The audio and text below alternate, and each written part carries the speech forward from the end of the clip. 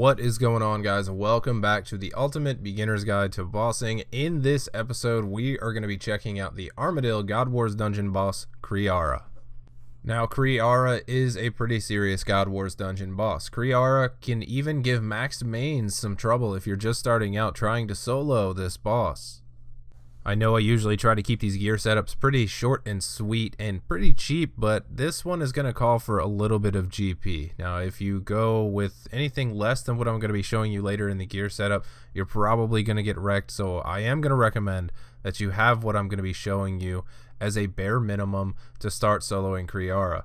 As for actually having money to fight Kriara, additionally, you are going to need some overhead money to solo Kriara. Now, you could get lucky and go in there and get an Armadyl chestplate or chain skirt on your first couple of kills, but more than likely that's not going to happen. You're probably going to be there for a while trying to get a drop, so definitely have some money in reserve for some overhead costs for potions and other supplies.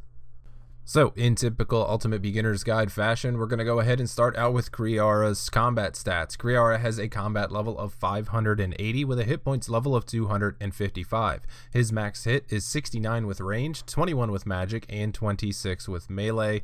He attacks with all three attack styles, ranged magic, and melee. As for his more specific combat stats, he has an attack level of 300, strength level of 200, defense level of 260, magic level of 200, and a ranged level of 380. As for the defensive stats, plus 180 to stab, slash, and crush, but that's not going to matter because Kriara is floating too high for you to hit with a melee weapon. Plus 200 to magic, and plus 200 to range. Now, because Kriara has that magic level 200, magic is not going to work very well at all on him, but the Twisted Bow is pretty decent here. As for the other bonuses, plus 136 to attack, plus 12 to strength, plus 50 to range strength, and that is about it. So, pretty serious God Wars boss. High defense, lots of damage output. And just like the other God Wars dungeon bosses, there are 3 bodyguards or minions that come along with Kriara, and they are going to be Flight Kalisa, Flock Leader Jiren, and Wingman Scree. Kalisa is the meleeer of the bunch and does a decent amount of damage, but not much you have to worry about. Flock Leader Jiren is the one that will put out the most damage on you. He can hit pretty hard and pretty high. And lastly, Wingman Scree is the major. Now, you are also going to want to kill these minions in the order that they appear on the screen. It will make your life a lot easier, and this way you can finish off Kalisa, which will probably already be low in the way that I'm going to show you how to do this. Next, you can finish off Flock Leader Jiren while still praying range, and then for Wingman Scree, you can switch over to Magic Prayer at the end and finish him off. So, next up, we will check out how to get there. If you've never been to the God Wars dungeon, make sure you bring a rope with you. You will have to use it on the entrance the first time you go down. After that, the rope will stay there.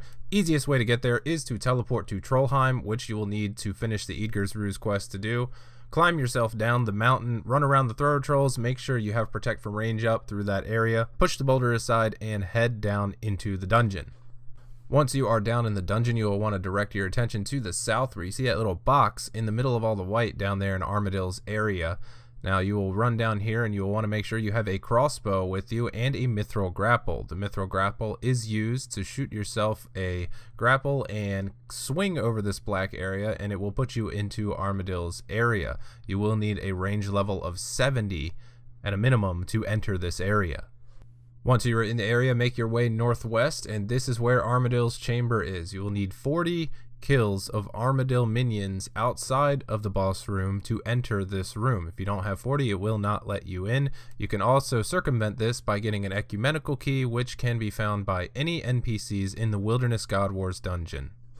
And just like always, I do have some recommended stats for you guys. So if you want to start fighting Armadyl all by yourself, you're going to want to have these stats as a bare minimum. First up is going to be a ranged level of level 90. Armadyl's defense is pretty high, so you're going to want to be able to hit through that pretty well without any defense reduction weapons, because, well, she's flying, and the defense reduction weapons such as the Bandos Godsword and the Dragon Warhammer do not work on her. Following this, you're going to want to have a defense level of at least 75. This will put you a little bit higher than the requirement to wear barrows, which is what I'm going to be using throughout this video.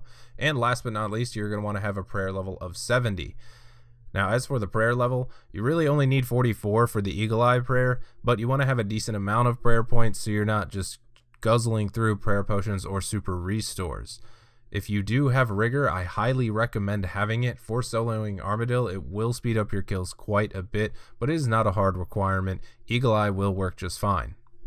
Alright, so now we can go ahead and move on into the gear setup. As for the gear setup, like I said, it's going to be a little bit more on the expensive side than normal, but it is absolutely necessary. So first up, Verax. I'm going to be using a Verax helmet and a Verax plate skirt because they give a decent defense bonus, they're pretty cheap, and they also give a prayer bonus. As for the rest of the stuff, I will be using an Ava's Assembler, but if you don't have this and you have an Accumulator or a 99 Ranging Cape, that will also work just fine. I'm going to be using the Amulet of Fury because of the defense bonus it provides over the Glory Amulet. I will also be taking with me some Dragon Diamond Bolts Enchanted because they have good range strength and their special attack allows you to hit through all defense. I will be using black Chinchampas as the main weapon, but if you can't really afford these at first and you have a decent amount of overhead money, you can use red Chinchampas, but it will slow your kills down.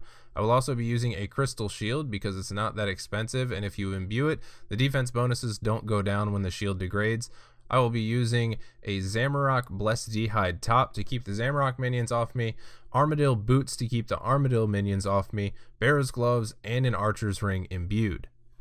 Over in the inventory, we'll start with the potions. 4 ranging potions, 12 Ceradomin brews, and 7 super restores. Now, this is a good inventory for a starter. You'll probably be brewing a lot until you get the hang of things. Once you get the hang of things, you can start to adjust the inventory accordingly to make your trips longer and use less supplies. Now, as for everything else, the 2 Trollheim teleports. One of them will get me there, and after I am there, I can revert the other Trollheim teleport back to a house teleport to get myself out when my trip is over. The Dragon Crossbow we will be using, and I will show you when we will be using that through the kill clip.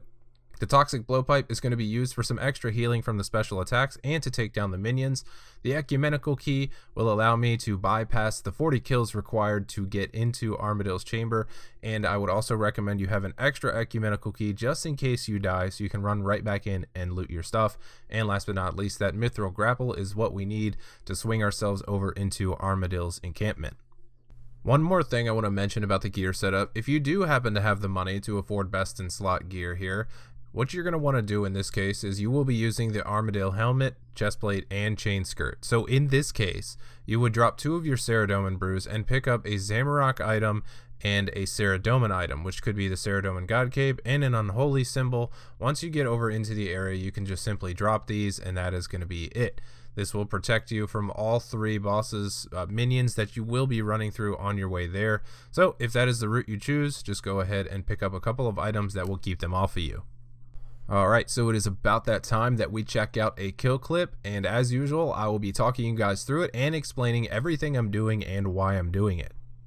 Alright, so first thing I am going to do is I'm going to teleport to Trollheim and head down the mountain and overpass the Thrower Trolls and to the God Wars Dungeon entrance. Now I want to pause this right here real quick. Now, a lot of people have been asking in my other God Wars Dungeon guides, how do you get the snow to stop? Well, if you do the quest, Making Friends with My Arm, after you complete the quest, you will have the ability to light some fires around RuneScape, which will give you seasonable warmth, or they will light the area for you and not have you use a light source anymore. So if you finish that quest and light the fire of unseasonable warmth here, you will not have to deal with that stat draining effect anymore. I also want to note here that I'm going in here without a Ceradomin item, and the reason I'm doing that is 1, to conserve inventory space, and 2, because I don't really need it. If you go into the God Wars Dungeon Chamber protecting from magic, you'll most likely take minimal damage because your melee and range defenses are pretty decent, so you can save 1 inventory spot. And over in the Armadyl area, there are only Zamorak and Armadyl minions, so that Ceradomin item is only going to be used for a short period of time, so I just don't even bring one. I just run through, hope I can tank well, and get on with my trip.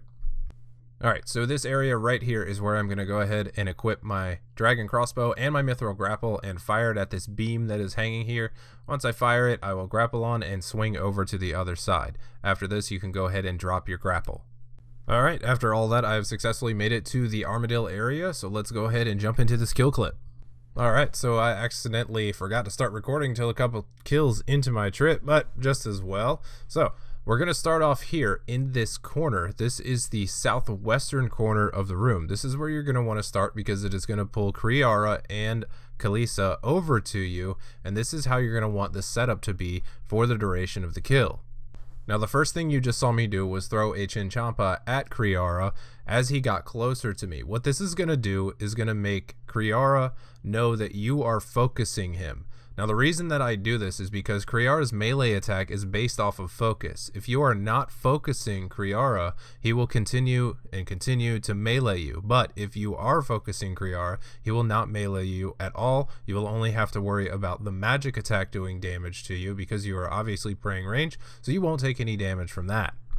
Alright, so let's rewind a second here. So I've slowed this clip down to 25% of its actual speed so you can watch my mouse cursor. Now what I'm doing here is I'm switching my focus back and forth between Kalista and Kriara. And what this is going to do is keep the melee focus off of us by always focusing Kriara after we throw a Chinchampa at Kalista. Now what you can see is I click on Kalista, throw a Chinchampa, and then immediately click on Kriara after that and throw another Chinchampa.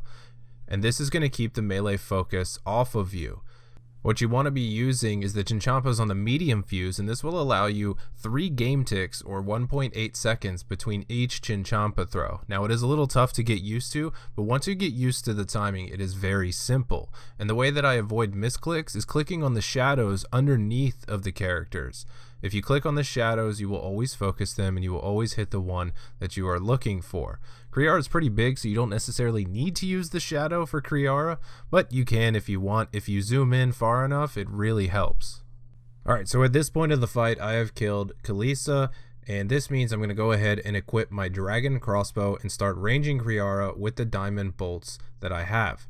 Now, in this scenario, if Kriara is maybe half health, you probably won't kill her. If you do, good for you. But if you don't, Kalista will probably respawn and come back to the exact spot that you were just throwing Chinchampas at him at. In this case, once he gets over there, you will just re-equip your Chinchampas and start the process all over again until Kriara is dead.